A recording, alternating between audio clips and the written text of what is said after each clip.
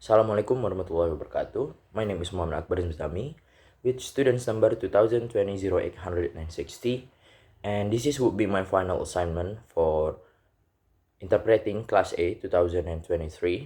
And today I will be your interpreter for a speech from Barack Obama, the former president of United States of America, when he came here to Jakarta, to Indonesia, November 2010. So please watch. I am so glad that I made it back to Indonesia and that Michelle was able to join me. We had a couple of false starts this year, but I was determined to visit a country that's meant so much to me. And unfortunately, this visit is too short, but I look forward to coming back a year from now when Indonesia hosts the East Asia Summit.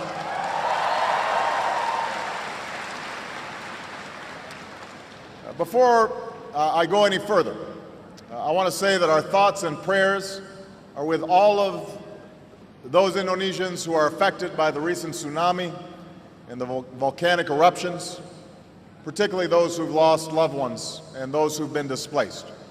And I want you all to know that, as always, the United States stands with Indonesia in responding to natural disasters, and we are pleased to be able to help as needed. As neighbors help neighbors and families take in the displaced, I know that the strength and the resilience of the Indonesian people will pull you through once more. Let me begin with a simple statement. Indonesia bagian dari diri saya. Saya sangat bangga dan senang saya bisa kembali ke Indonesia. Dan saya bisa membawa istri saya, Michelle, kali ini. Kita sudah mengalami beberapa kesalahan awal tahun ini, tetapi saya bertekad untuk mengunjungi negara yang sangat berarti bagi saya. Dan sayangnya, kunjungan ini terlalu singkat. Namun, saya tetap berharap untuk dapat kembali hadir tahun depan saat Indonesia menjadi tuan rumah KTT Asia Timur. Sebelum kita lanjutkan, saya ingin mengatakan bahwa kami berdoa dan memikirkan semua orang-orang Indonesia yang terkena dampak tsunami dan letusan gunung baru-baru ini. Khususnya mereka yang kehilangan orang-orang yang dicintai dan mereka yang kehilangan tempat tinggal. Dan saya ingin Anda semua tahu bahwa seperti biasa, Amerika Serikat akan mendukung penuh Indonesia dalam menanggapi bencana alam seperti ini. Dan kami senang dapat membantu segala sesuatu yang bisa kami bantu. Sama seperti saat tetangga saya membantu tetangga dan para keluarga yang menampung para pengungsi, saya tahu bahwa kekuatan dan ketangguhan rakyat Indonesia akan membantu kita sekali lagi. Mari saya mulai dengan pernyataan sederhana. Indonesia adalah bagian dari diri saya.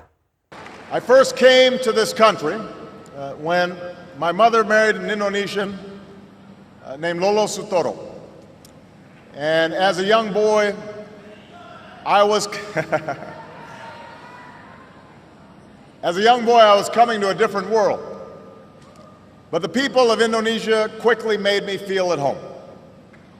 Jakarta looked very different in those days.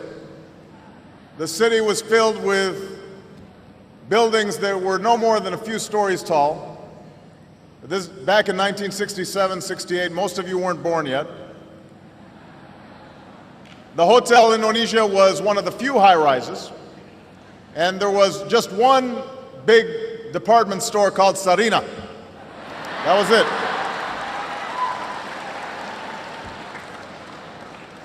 Becaks and Bemos, that's how you got around. They outnumbered automobiles in those days. And you didn't have all the big highways that you have today. Most of them gave way to unpaved roads and the kampongs. So we moved to Menteng Dalam, where, hey, some folks from Menteng Dalam right here. And we lived in a small house. We had a mango tree out front. And I learned to love Indonesia while flying kites and running along the paddy fields and catching dragonflies, buying sate and bakso from the street vendors. I still remember the call of the vendors. Sate. Yeah. I remember that.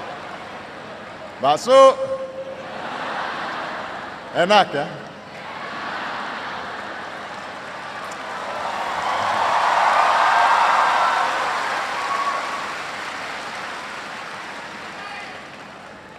But most of all, I remember the people.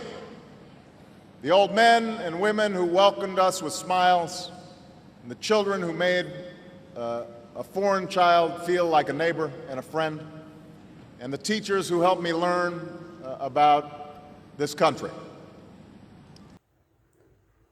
Saya pertama kali datang ke Indonesia, ke negara ini, ketika ibu saya menikah dengan orang Indonesia bernama Lolo Sutoro. Dan sebagai anak muda, saya datang ke dunia yang jauh berbeda dari dunia yang sebelumnya. Tapi orang Indonesia dengan cepat membuat saya betah. Jakarta terlihat sangat berbeda pada masa itu. Kota ini dipenuhi dengan gedung-gedung yang tingginya tidak lebih dari beberapa lantai. Ini terjadi pada tahun 1967-1968. Kebanyakan dari Anda belum lahir. Hotel Indonesia adalah salah satu dari sedikit gedung tinggi yang ada. Dan hanya ada salah satu mall besar bernama Saryuna. Hanya itu saja. Orang-orang berpergian dan pergi kemana-mana menggunakan becak dan bemo. Jumlah mereka melebihi jumlah mobil pada saat itu. Dan kita tidak memiliki semua jalan raya yang kita miliki saat ini. Yang ada kebanyakan hanyalah jalan-jalan yang tidak beraspal dan jalan-jalan perkampungan. Jadi saya dan keluarga saya pindah ke Menteng Dalam. Dan seperti yang saya lihat, ada beberapa orang dari Menteng Dalam di sini. Kami tinggal di sebuah rumah kecil dengan pohon mangga di depan rumah.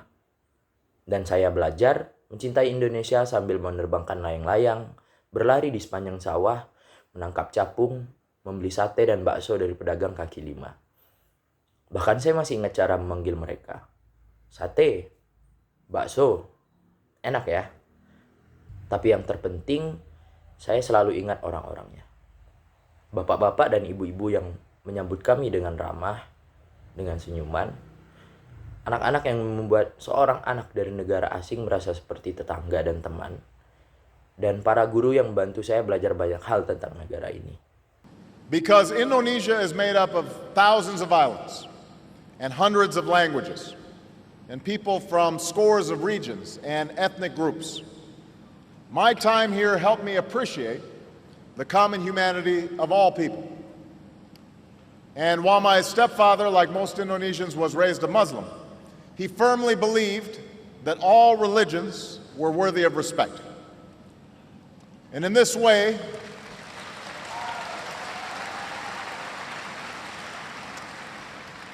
he reflected the spirit of religious tolerance that is enshrined in Indonesia's constitution and that remains one of this country's defining and inspiring characteristics.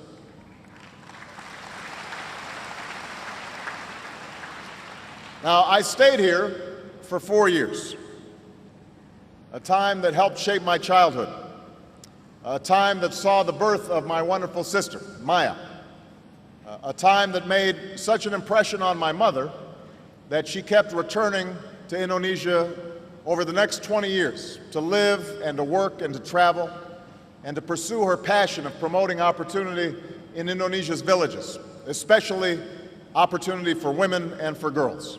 And I was so honored. I was so honored when President Yudhoyono last night at the state dinner presented an award on behalf of my mother, recognizing the work that she did. And she would have been so proud because my mother held Indonesia and its people very close to her heart for her entire life. Karena Indonesia terdiri dari ribuan pulau, ratusan bahasa, banyak daerah, dan kelompok etnis, waktu saya di sini membantu saya menghargai kesamaan kemanusiaan dari semua orang. Ayah tiri saya, seperti kebanyakan orang Indonesia, dibesarkan sebagai seorang Muslim. Dia sangat yakin bahwa semua agama patut dihormati. Dan dengan cara ini, ayah tiri saya mencerminkan semangat toleransi beragama yang diabadikan dalam Undang-Undang Dasar Indonesia, yang tetap menjadi salah satu karakteristik yang menentukan dan menginspirasi negara ini. Saya tinggal di sini selama 4 tahun, waktu yang membentuk masa kecil saya. Waktu yang membuat saya menyaksikan kelahiran saudara perempuan saya yang luar biasa, Maya. Waktu yang sangat mengesankan bagi ibu saya sehingga dia terus kembali ke Indonesia selama 20 tahun setelahnya untuk tinggal, berpergian, dan untuk mengejar keinginannya mempromosikan dan membantu peluang-peluang di desa-desa Indonesia. Khususnya peluang bagi perempuan dan anak-anak perempuan. Dan saya sangat tersanjung ketika Presiden Susilo Bambang Yudhoyono tadi malam saat makan malam kenegaraan memberikan penghargaan atas nama ibu saya yang menyatakan Presiden Susilo Bambang Yudhoyono dan seluruh Indonesia mengaku pekerjaan yang ibu saya lakukan selama ini. Dan ibu saya akan sangat bangga karena ibu saya sangat dekat dengan Indonesia dan orang-orangnya sepanjang hidupnya. Now, so much has changed in the 4 decades since I boarded a plane to move back to Hawaii. If you asked me or any of my schoolmates who knew me back then, I don't think any of us could have anticipated that one day I would come back to Jakarta as the President of the United States.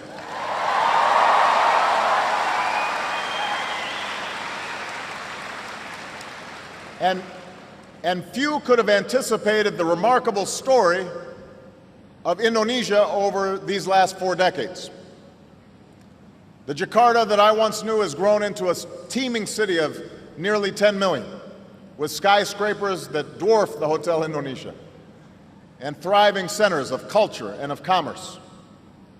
While my Indonesian friends and I used to run in fields with water buffalo and goats, a new generation of Indonesians is among the most wired in the world, connected through cell phones and social networks. And while Indonesia, as a young nation focused inward, a growing Indonesia now plays a key role in the Asia Pacific and in the global economy.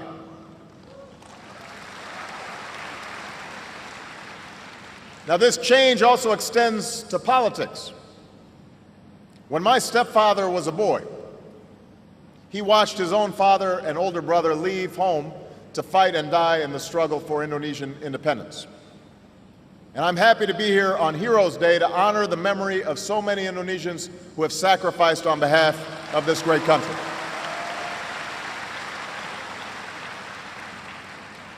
When I moved to Jakarta, it was 1967, and it was a time that had followed great suffering and conflict in parts of this country. And even though my stepfather had served in the army, the violence and killing during that time of political upheaval was largely unknown to me because it was unspoken by my Indonesian family and friends. In my household, like so many others across Indonesia, the memories of that time were an invisible presence. Indonesians had their independence, but oftentimes they were afraid to speak their minds about issues. In the years since then, Indonesia has charted its own course through an extraordinary democratic transformation, from the rule of an iron fist to the rule of the people. Begitu banyak yang berubah dalam 4 dekade terakhir sejak saya naik pesawat itu untuk kembali ke Hawaii. Jika Anda bertanya kepada saya, atau salah satu teman sekolah saya yang mengenal saya saat itu, saya rasa tidak ada di antara kita yang dapat menebak bahwa suatu hari saya akan kembali ke Jakarta, ke Indonesia sebagai presiden dari Amerika Serikat. Dan hanya sedikit yang bisa menebak kisah luar biasa Indonesia selama 4 dekade terakhir ini. Jakarta yang pernah saya kenal telah tumbuh menjadi kota padat berpenduduk hampir 10 juta, dengan gedung pencakar langit yang membuat Hotel Indonesia terlihat sangat kecil, dengan pusat budaya dan perdagangan yang berkembang sangat pesat. Ketika teman-teman Indonesia saya dan saya biasanya berlari di ladang dengan kerbau dan kambing, generasi baru Indonesia termasuk yang paling terhubung di dunia, terhubung melalui ponsel dan jejaring sosial. Dan walaupun Indonesia sebagai negara muda yang berfokus ke dalam negaranya sendiri, Indonesia juga berkembang dan memainkan peran kunci penting di Asia Pasifik dan ekonomi global. Sekarang, perubahan ini juga meluas ke ranah politik. Ketika ayah tiri saya masih kecil, dia menyaksikan ayahnya dan kakak laki-lakinya meninggalkan rumah untuk berjuang dan mati dalam perjuangan kemerdekaan Indonesia. Dan saya senang berada di sini pada Hari Pahlawan Nasional ini untuk mengenang begitu banyak orang Indonesia yang telah berkorban demi negara besar ini. Ketika saya pindah ke Jakarta tahun 1967, itu adalah masa setelah penderitaan dan konflik besar di beberapa bagian di negeri ini. Dan meskipun ayah tiri saya pernah bertugas di Angkatan Darat, kekerasan dan pembunuhan selama masa penggejolakan politik itu sebagian besar tidak saya ketahui karena tidak pernah diungkapkan oleh keluarga dan teman-teman saya di Indonesia. Di rumah saya, seperti kebanyakan rumah orang di seluruh Indonesia, kenangan saat itu adalah sesuatu yang tak terlihat tapi sangat bisa dirasakan. Orang Indonesia sudah merdeka, tetapi seringkali mereka takut untuk mengungkapkan pendapat mereka tentang suatu masalah. Bertahun-tahun setelah itu, Indonesia telah memetakan arahnya sendiri melalui transformasi demokrasi yang luar biasa. Dari kekuasaan tangan besi yang kejam dan keras, menjadi kekuasaan demokrasi yang menyerahkan seluruhnya kepada rakyat. In recent years, the world has watched with hope and admiration as Indonesians embraced the peaceful transfer of power and the direct election of leaders. And just as your democracy is symbolized by your elected president and legislature, your democracy is sustained and fortified by its checks and balances. A dynamic civil society, political parties and unions, a vibrant media, and engaged citizens who have ensured that in Indonesia there will be no turning back from democracy. But even as this land of my youth has changed in so many ways, those things that I learned to love about Indonesia, that spirit of tolerance that's written into your Constitution, symbolized in mosques and churches and temples standing alongside each other, that spirit that's embodied in your people, that still lives on.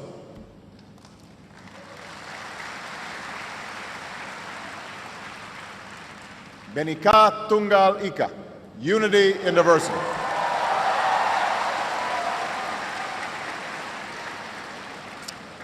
This is the foundation of Indonesia's example to the world.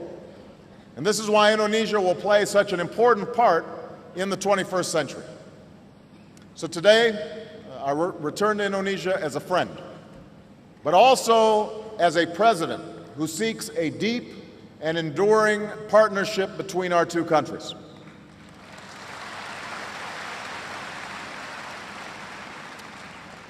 Because as vast and diverse countries, as neighbors on either side of the Pacific, and above all as democracies, the United States and Indonesia are bound together by shared interests and shared values. Yesterday, President Yudhoyono and I announced a new comprehensive partnership between the United States and Indonesia. We are increasing ties between our governments in many different areas. And just as importantly, we are increasing ties among our people. This is a partnership of equals, grounded in mutual interests and mutual respect. Dan dalam beberapa tahun terakhir, dunia telah menyaksikan secara penuh harapan dan kekaguman ketika rakyat Indonesia menerima perpindahan kekuasaan secara damai dan pemilihan pemimpin secara langsung. Dan sama seperti demokrasi Indonesia yang dilambangkan oleh presiden dan legislatif terpilih, demokrasi Indonesia dipertahankan dan diperkuat oleh pemeriksaan dan penyimbangan, masyarakat sipil yang dinamis, partai-partai politik, media yang bersemangat, dan warga negara yang terlibat yang telah memastikan bahwa di Indonesia tidak akan ada jalan untuk mundur dari jalan demokrasi. Tetapi meskipun tanah masa muda saya ini telah berubah dalam banyak hal yang saya pelajari untuk mencintai Indonesia saat dulu seperti semangat toleransi yang tertulis dalam undang-undang Anda, yang juga dilambangkan dengan masjid dan gereja dan juga candi-candi yang berdiri berdampingan, semangat yang terkandung dalam orang-orangnya, semua itu masih hidup hingga sekarang. Bhinneka Tunggal Ika, walaupun berbeda-beda tapi tetap satu. Inilah landasan teladan Indonesia bagi dunia. Dan inilah mengapa Indonesia akan memainkan peran penting di abad ke-21 ini. Jadi, hari ini saya kembali ke Indonesia sebagai teman dan juga sebagai Presiden Amerika Serikat yang mencari hubungan dan kemitraan yang mendalam dan abadi antara kedua negara kita. Karena sebagai sesama negara yang luas dan beragam, sebagai tetangga di kedua sisi Samudra Pasifik, dan terutama sebagai sesama negara demokrasi, Amerika Serikat dan Indonesia terikat bersama oleh kepentingan dan nilai yang sama. Kemarin, Presiden Susilo Bambang Yudhoyono dan saya mengumumkan bahwa hubungan kemitraan komprehensif baru antara Amerika Serikat dan Indonesia. Kita akan meningkatkan ikatan antara pemerintah kita di berbagai bidang, dan tak kalah pentingnya, kita juga akan meningkatkan ikatan di antara masyarakat kita. Ini adalah hubungan kemitraan yang setara, didasarkan pada asas kepentingan bersama, dan juga asas saling menghormati.